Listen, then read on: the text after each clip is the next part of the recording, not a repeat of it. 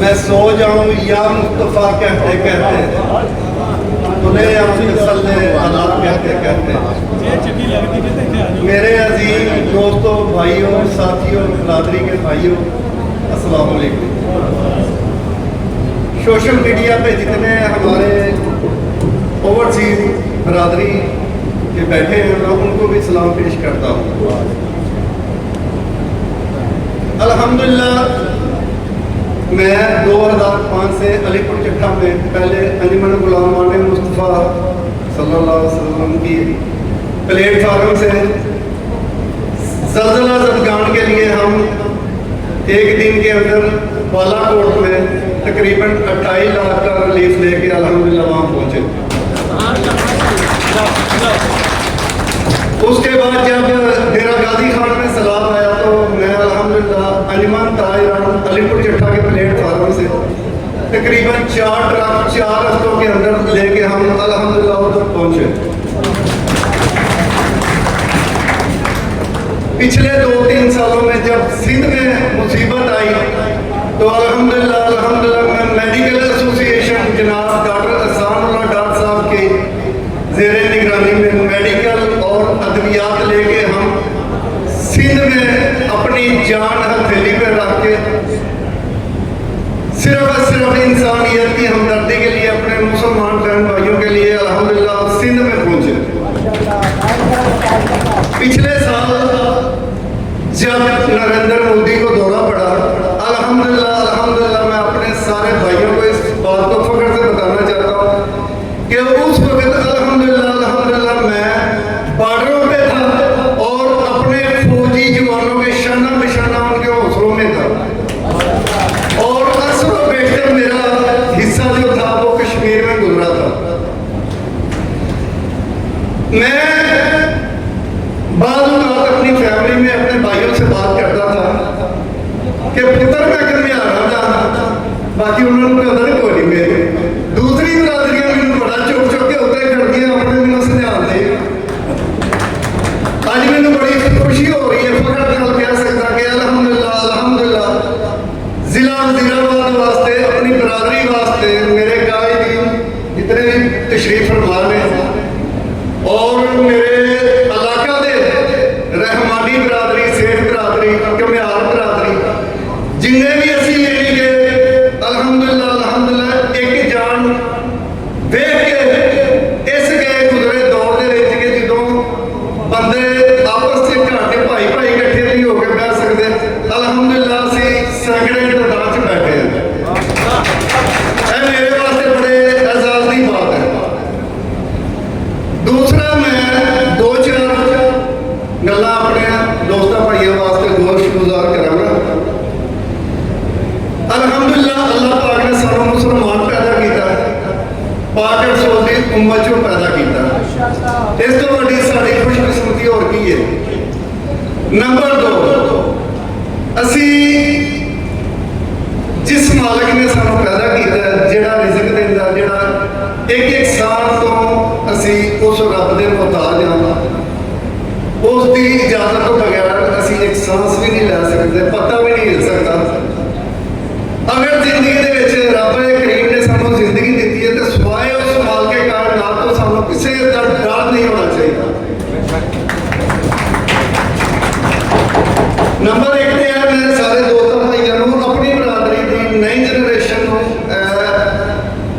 दस देना चाहना कि जेड़ा खौफ है ना, खौफ जिना दिलों चो बड़िया का बड़ी सिर्फ मेरे मालिक की जात है, तो बड़ा कोई नहीं। ते जिहदे पिछे रब होवे, एक गल मैं छोटी जी दसदा, किसी बंदे के पिछे MP होवे ना ओदी टोर ही बखरी होंदी, जिहदे पिछे MNA होवे ओदी चाल बखरी होंदी, जिहदे पिछे वज़ीर आला या कोई बड़ा चौधरी उन्हां दे अंदाज ही बखरे होंदे। ते जिस दे पिछे मालिक कायनात की मदद होवे उन्होंने काहदी डर। इस वास्ते कोई भी काम करता है अपने रब तो डरदे होया कि मालिक मेरा देख रहा है, अगर मैं कोई गलत काम किया तो मैनू अल्लाह सजा जज़ा इस दुनिया दी देगा। ते जे इस चीज़ को असी अपना ईमान मजबूत कर लेंगे, सानू दुनिया दे डरन की या किसी किस्म का झुकन की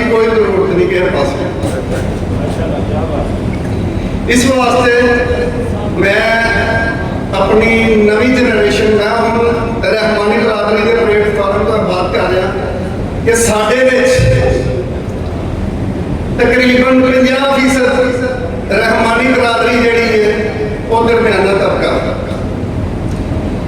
25% ਜਿਹੜਾ ਹੈ ਉਹ ਯਾਨੀ ਕਿ ਸਾਡੇ ਉੱਪਰਲਾ ਤਬਕਾ ਮਾਸ਼ਾਅੱਲਾ ਜਿਹੜੇ ਮਿੱਲਾਂ ਦੇ ਮਾਲਕ, ਸ਼ੈਲਰਾਂ ਦੇ ਮਾਲਕ ਔਰ ਜ਼ਮੀਨਾਂ ਦੇ ਮਾਲਕ।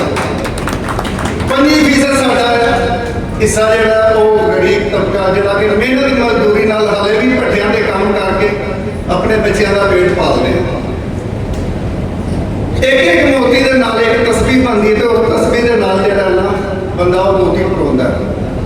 ਮੈਂ ਡਾਕਟਰ ਸਾਹਿਬ ਨੂੰ ਸ਼ੁਕਰਗੁਜ਼ਾਰ ਹਾਂ ਕਿ ਜਿਨ੍ਹਾਂ ਨੇ ਸਾਡੀ ਬਰਾਦਰੀ ਦਾ ਇੱਕ ਮੋਤੀ ਇਕੱਠਾ ਕਰਕੇ ਤਸਬੀਹ ਦੀ ਤਰ੍ਹਾਂ ਦਾਣਿਆਂ ਦੇ ਵਿੱਚ ਪਰੋਇਆ ਔਰ ਅਲਹਮਦੁਲਿल्लाह ਅਸੀਂ ਇਸ ਮਿਸ਼ਨ ਨੂੰ ਮਜ਼ਬੂਤੀ ਨਾਲ ਅੱਛੇ ਤਰੀਕੇ ਨਾਲ ਮਿਲ ਜੁਲ ਕੇ ਇੱਕ ਜਾਨ ਹੋ ਕੇ ਅਸੀਂ ਇਨਸ਼ਾਅੱਲਾ ਇਹਨੂੰ ਚਲਾਵਾਂਗੇ ਔਰ ਅੱਲਾਹ ਕਰੀਮ ਇਨਸ਼ਾਅੱਲਾ ਸਾਨੂੰ ਸਾਰਿਆਂ ਨੂੰ ਇਸ ਤਰ੍ਹਾਂ ਨਵਾ ਦੇਗਾ। ਦੂਸਰੀ ਬਾਤ ਹੈ ਕਿ ਸਾਡਾ ਕੋਈ ਸਿਆਸੀ ਏਜੰਡਾ ਨਹੀਂ ਹੈ। ਕੋਈ ਵੀ ਸਿਆਸਤਦਾਨ ਨੇ ਆਪਸ ਦੇ ਵਿੱਚ ਉਹ ਸਾਨੂੰ ਆਪਸ ਵਿੱਚ ਲੜਾ ਦਿੰਦੇ ਮਗਰ ਆਪ ਉਹ ਇੱਕ ਪਲੇਟਫਾਰਮ ਦੇ ਬਾਅਦ ਚ ਇਕੱਠਾ ਹੋ ਜਾਂਦੇ। ਲਿਹਾਜ਼ਾ ਮੈਂ ਗੁਜ਼ਾਰਿਸ਼ ਕਰਦਾ ਕਿ ਜਿਹੜਾ ਨਾ ਸਿਆਸੀ ਲੋਕਾਂ ਪਿੱਛੇ ਲੱਗ ਕੇ ਕਤੀ ਤੌਰ ਤੇ ਵੀ ਆਪਸ ਚ ਆਪਣੇ ਸ਼ਹਿਰ ਚ ਮਹੱਲੇ ਚ ਪਿੰਡ ਚ ਕਿਸੇ ਨਾਲ ਵੀ ਸਿਆਸੀ ਬੰਦੇ ਨਾਲ ਤੱਲਾ ਖਰਾਬ ਨਹੀਂ ਕਰਨੇ ਚਾਹੀਦੇ। ਨੰਬਰ 2 ਅਸੀਂ ਹੈ ਕਿ ਅਲਹਮਦੁਲਿल्लाह ਸਾਡੇ ਕਾਇਦੀਨ ਨੇ, ਸਾਡੇ ਸੀਨੀਅਰ ਮਾਸਟਰ ਯਾਸੀਨ ਸਾਹਿਬ ਅਲੀਪੁਰ ਚੱਠਾ ਦੇ 24 ਘੰਟੇ ਇਹਨਾਂ ਦੇ ਦਰਵਾਜ਼ੇ ਖੁੱਲੇ ਨੇ। ਕੋਈ ਫਲਾਈ ਕੰਮ ਹੋਵੇ, ਮੈਨੂੰ ਬੜਾ ਯਾਦ ਹੈ ਕਿ ਜਦੋਂ ਸਲਾਹ ਆਇਆ ਮੈਂ ਸਿਰਫ ਇੱਕ ਕਾਲ ਕੀਤੀ ਆਪਣਾ ਨਸੀਮ ਭਾਈ ਮਾਸਟਰ ਯਾਸੀਨ ਸਾਹਿਬ ਦੇ ਬੇਟੇ ਕਿ ਬੱਚੇ ਲੋਕ ਮਾਗਮੋਇਸ਼ੀ ਲੈ ਕੇ ਦਰਿਆ ਤੋਂ ਬਾਹਰ ਬੈਠੇ ਆ ਔਰ ਭੁੱਖ ਨਾਲ ਉਹਨਾਂ ਦਾ ਬੁਰਾ ਹਾਲ ਹੈ। ਉਹਨਾਂ ਕਿਹਾ ਭਾਈ ਜੀ ਨੂੰ ਹੁਕਮ ਲਾਓ। ਮੈਂ ਕਿਹਾ ਹੁਕਮ ਨਹੀਂ, ਦੇਗਾ ਚਾਹੋ ਫਟਾਫਟ ਰੋਟੀਆਂ ਲਵਾਓ, ਬਿਰਿਆਨੀ ਬਣਵਾਓ ਤੇ ਡੇਲੀ ਬੇਸ ਤੇ ਜਿਹੜਾ ਨਾ ਅਸੀਂ ਖਾਣਾ ਉਹਨਾਂ ਲੋਕਾਂ ਨੂੰ ਜਿਹੜੇ ਮੁਸਤਹਿਕ ਨੇ ਉਹਨਾਂ ਨੂੰ ਬਣਾਉਣਾ। ਅਲਹਮਦੁਲਿल्लाह ਜਿਸ ਵਕਤ ਅਸੀਂ ਐਂਬੂਲੈਂਸਾਂ ਤੇ ਲੈ ਕੇ ਖਾਣਾ ਖਵਾਉਣਾ ਤੇ ਅੱਗੋਂ ਪਾਣੀ ਦਾ ਫਲੱਡ ਆ ਗਿਆ। ਲੋਕ ਕਹਿਣ ਲੱਗੇ ਤੁਸੀਂ ਕਿੱਥੇ ਰੁੜ ਜਾਓਗੇ, ਅਸਾਂ ਕਿਹੜੇ ਰੁੜ ਕੇ ਤਾਂ ਸ਼ਹੀਦ ਹੋ ਜਾਵਾਂਗੇ। ਅਲਹਮਦੁਲਿल्लाह ਕੋਈ ਵੀ ਕੰਮ ਕਰਦੇ ਆਪਣੇ ਅੱਲਾਹ ਦੀ ਰਜ਼ਾ ਦੇ ਖਾਤਰ ਕਰਦਾ। ਇਸੇ ਤਰ੍ਹਾਂ ਸਾਡੇ ਸੀਨੀਅਰ ਮਾਸਟਰ ਯਾਸੀਨ ਸਾਹਿਬ ਵਿਆਹ ਸ਼ਾਦੀਆਂ ਦੇ ਵਿੱਚ ਮੇਰੇ ਕੰਨੀ ਸੁਣਿਆ ਵਾਕਿਆ ਕਿ ਇੱਕ ਯਤੀਮ ਬੱਚੀਆਂ ਦੀ ਸ਼ਾਦੀ ਸੀ, 2 ਬੱਚੀਆਂ ਦੀ। ਆਪ ਨੇ ਨਾ ਕਿਸੇ ਦੇ ਹੱਸਨੇ ਆਪ ਜਵਾਇਆ ਕਿ ਕਿਸੇ ਕਿਸਮ ਦਾ ਮੇਰੇ ਨਾਲ ਕੋਈ ਹੁਕਮ ਹੋਵੇ ਤੇ ਦੱਸਿਆ ਜਾਏ। ਝਕਦੇ ਉਹਨਾਂ ਨੇ ਕਿਹਾ ਕਿ ਅਗਰ ਤੁਸੀਂ ਸੇਫ ਮਾਰੀਏ ਲੈ ਦਿਓ ਤੇ ਚਲੋ ਮਿਹਰਬਾਨੀ। ਮੇਰੇ ਕੰਨੀ ਸੁਣਿਆ ਗੱਲ ਕੋਲ ਖੜਾ ਹਾਂ, ਇਹ ਅਲਫਾਜ਼ ਸਨ ਕਿ ਬੇਟਾ ਬਾਜ਼ਾਰ ਦੇ ਵਿੱਚ ਆ ਜਿਹੜੀ ਸਭ ਤੋਂ ਕੀਮਤੀ ਸੇਫ ਅਲਮਾਰੀਆਂ ਫਟਾਫਟ ਉਹਨਾਂ ਦੇ ਘਰ ਪਹੁੰਚਾ ਕੇ ਇਸ ਵਾਸਤੇ ਜਿਹੜਾ ਨਾ ਕੋਈ ਵੀ ਕੰਮ ਅਸੀਂ ਅਗਰ ਅੱਲਾਹ ਤੇ ਅੱਲਾਹ ਦੀ ਰਜ਼ਾ ਦੀ ਖਾਤਰ ਕਰਦਾ ਇਨਸ਼ਾਅੱਲਾ ਅੱਗੇ ਵਧਣਾ। ਅਗਰ ਦੇਖੋ ਵੱਡੀ ਅੱਲਾਹ ਦੀ ਜ਼ਾਤ ਹੈ, ਅਸੀਂ ਖੁਦ ਮਜ਼ਦੂਰ ਘਰਾਣੇ ਚ ਪੈਦਾ ਹੋਏ, ਮਿਹਨਤ ਕੀਤੀ, ਰੱਬ ਨੇ ਇੱਜ਼ਤ ਦਿੱਤੀ। ਅਗਰ